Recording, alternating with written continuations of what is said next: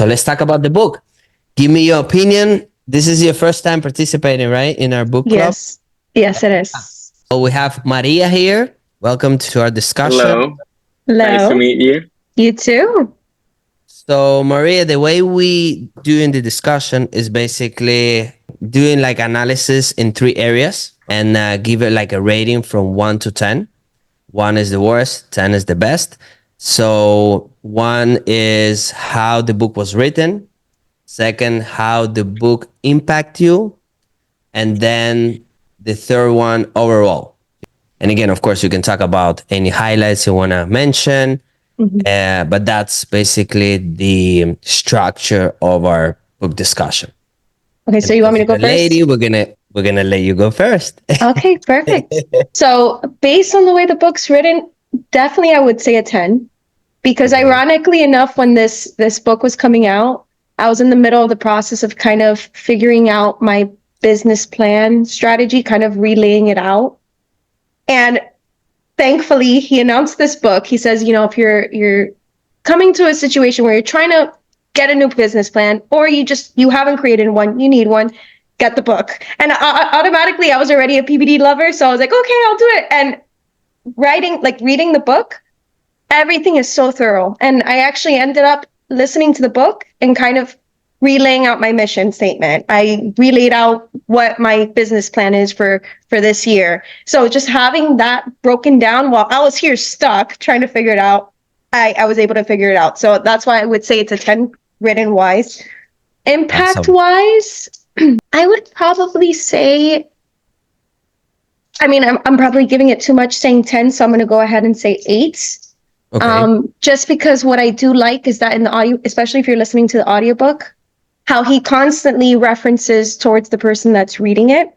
So he's constantly saying, hey, if you picked up the book, you're one of the audacious few. But then he calls out and he says, you have to write. You have to get a plan laid out. If you don't plan, you fail, and everything else. So he's constantly holding the person that's reading accountable and being like, hey, I'm saying this, but I'm just saying you have to do the work. You have to do the work. Right. So I would say it was good in the impact. But overall, I love the book. I'm reading it a second time, so maybe a third will come around. So we'll see. Awesome. Nice. So you got a 10, 8, and overall, what was it? A 10. Let's say 10 as well. Nice. Great. Amazing. Stefano. That's good. I liked it. I listened to it. I'm like 80% done. I think the chapter that I liked the most was the one on competition. I think it was called Competition and Enemies or something like that. Mm-hmm. Something I really liked that I hadn't heard before was that he would call his competitors and essentially see how they will sell against him. So if you are if you sell insurance policies like he does, like he will call a competitor and be like, hey, I'm being offered this by this other company, which was his company. Why should I pick you instead of them? And then they will essentially sell themselves against his company. I thought that was brilliant.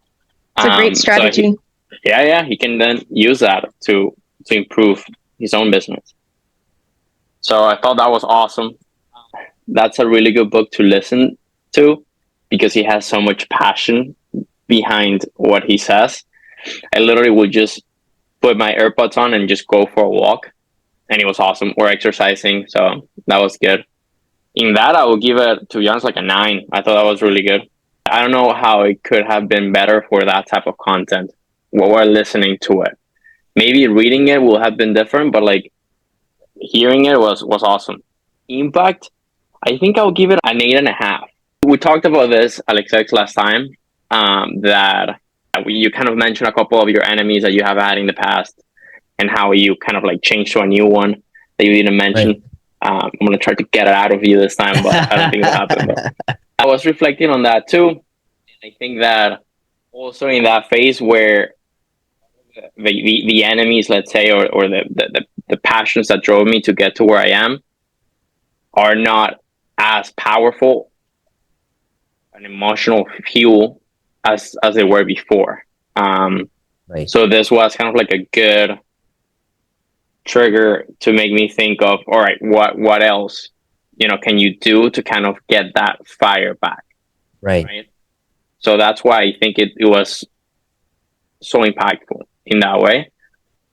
I like the idea of making it very specific for the business. So there's literally this one company that I'm competing against with my product, and I'm essentially competing directly with them, and they would be a good enemy, let's say, to have.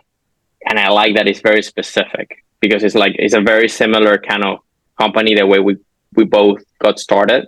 I want to take it to a whole different level, but they're still bigger, right? They're still bigger. They have been around for a long time. So having that as a very specific, enemy is very practical, and it makes a lot of sense. I haven't met them, the Right. founders of that company at all, but I like that. And I also noticed that a lot of well, not a lot, but a few of the enemies that I've had before still give me a lot of motivation. Fire. Some others not as much. Like I have come to peace with them, but Right. yeah. And overall, I'll give it a 9. Awesome. So it was 10, 8.5, you said, and 9. 9, 8.5, and 9. 9, 8.5, and 9. Awesome. So this book is for me. So I can give my little perspective. 10, 10, 10. I will give 10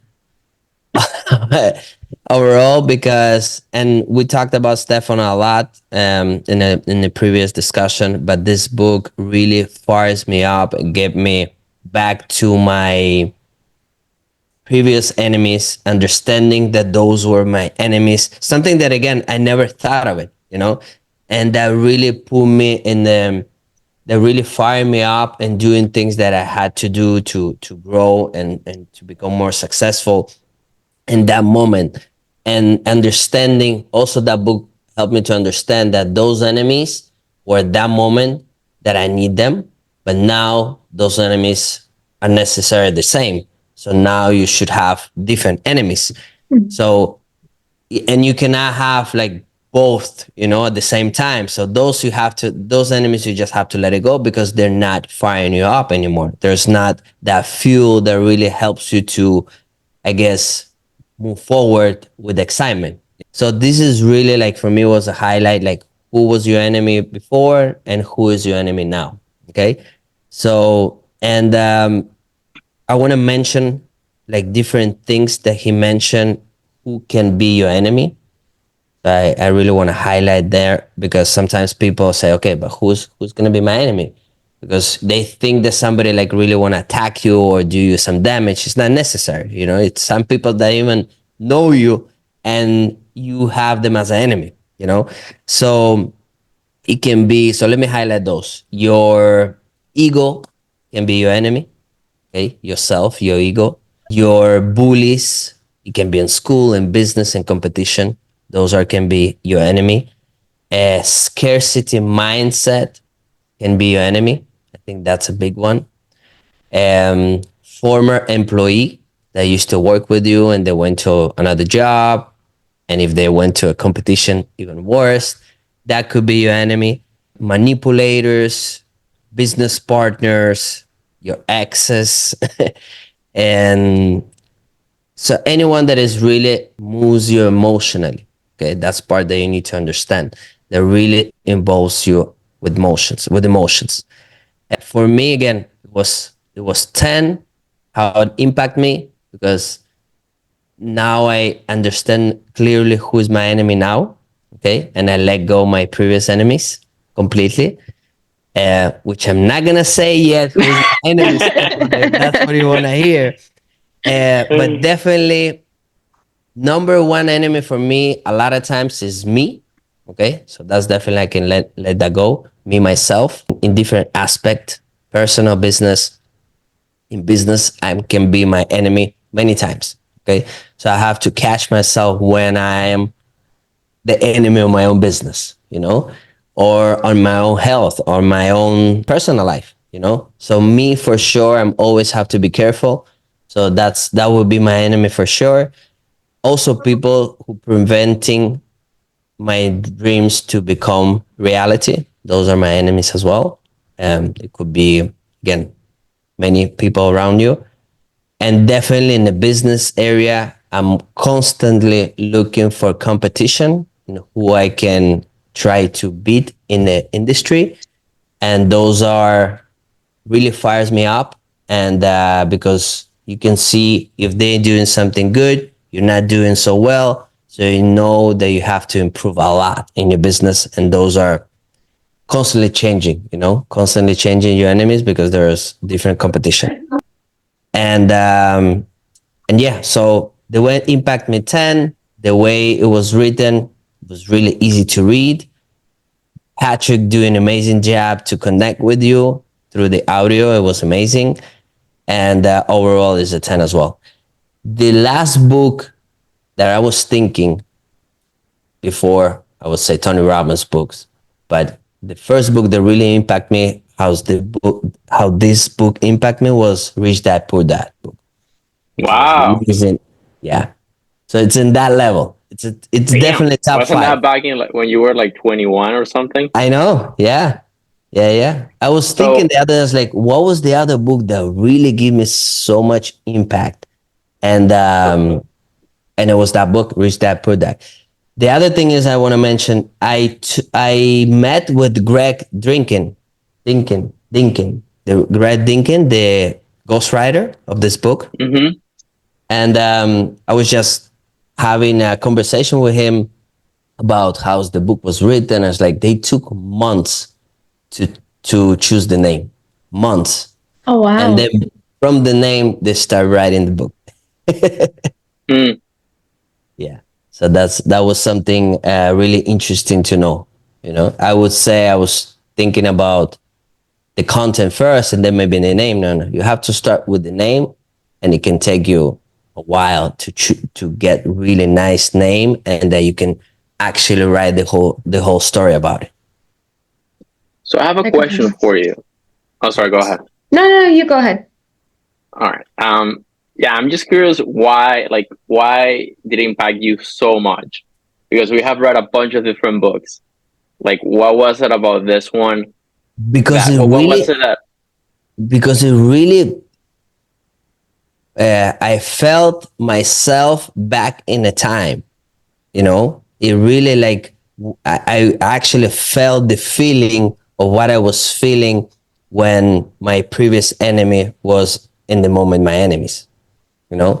So that's that feeling of fires and wanted to do better, and having, in that case, it was more of progress and have a better life and better lifestyle. Those are things that were really firing me up at that time. And who was my enemies? It's like, oh my God. And it really, I was really searching for it. It was actually thinking who they are, and I really felt it, which is sometimes you just read, okay, this is the information that you're consuming, but you don't actually have that emotional feeling of it. I don't know if I'm trying to explain myself, but it's kind of hard, because again, it's emotions and feelings that are being involved in the process of understanding who your enemy was before. Yeah, and that was what I was thinking. Like, a big part of the kind of like the thesis of the book is that you should be emotionally engaged with your progress, right? Right. So was it that you felt that before reading the book you had lost that emotional engagement, and then the book allowed you to get it back, like, or just increase it dramatically? Well, this particular book make me feel like that, so emotionally involved. I mean, there is some books that you can get emotionally involved, but most of the books we read is more of giving the information of something that you should do, or just understanding some certain topic, you know what I mean? But not actually getting back to your emotions and feeling something in yourself. I don't know if you understand what I'm saying. Yeah.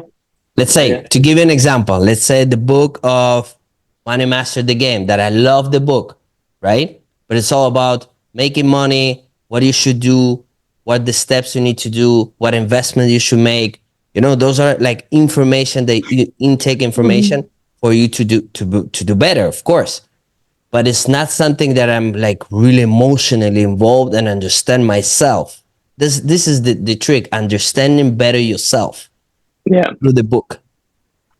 And that's what that book made, so did. Maria, you want to Do you ask feel the something? same thing, Maria?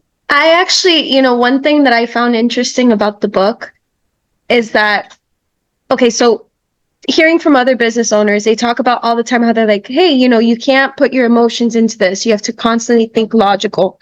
And what I liked when I read it was that PBD combats that. He says, no, in order for you to have a successful business, yes, you need to think logical, but you also need to have an emotion.